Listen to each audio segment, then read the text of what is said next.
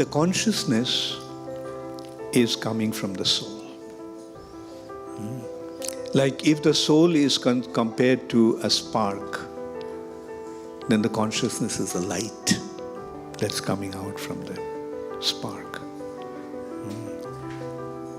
Now, the soul is conscious, just as fire has automatically light in it. But when you come to the material nature, we become subjected to different degrees of covering. Like, for example, there is a state of consciousness which is completely covered. Like, for example, trees and plants.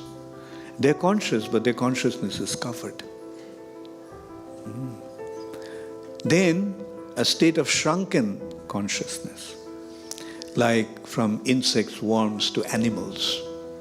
They're in a shrunken state of consciousness. I mean, you can see that it's obvious that they're conscious, but their consciousness is in a shrunken state. Then comes the human beings. Their consciousness has been compared to a bud. A bud is apparently in a shrunken state, right? But the bud has the ability to bloom. Now, in order for the bud to bloom, it needs two factors: exposure to the sun and shelter of the water.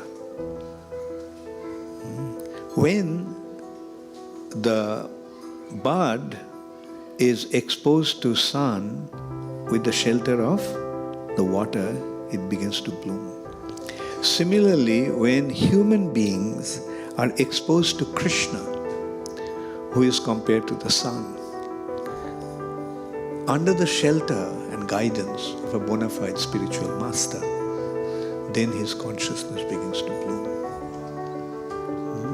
So here, as you are saying, that actual blooming or blossoming of consciousness is relative to exposure to Krishna under the guidance of a spiritual master. And this exposure, what actually happens? It removes the ignorance and expands natural consciousness becomes manifest.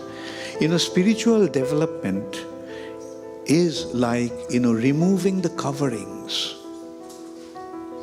and letting the light come out naturally.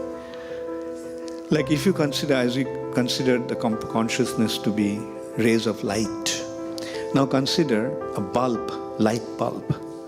If it is covered with black paint, although the bulb is on, will there be any light? Now you get rid of that the black covering.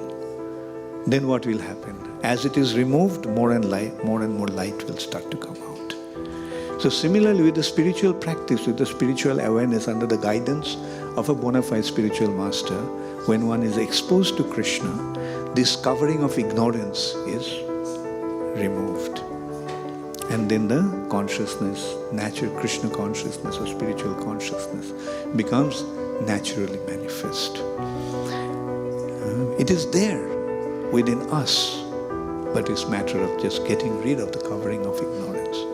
Therefore, Dibbo Gyan Hriday Prakashita, the transcendental knowledge is revealed in the heart. And also here, another consideration is that when one develops his spiritual life this way, Cheto Darpanam Arjanam. When one practices spiritual life, what happens? Cheto Darpanam Arjanam. The mirror of the mind is cleansed. That means the covering of dirt is removed. And then the knowledge becomes automatically manifest. Thank you.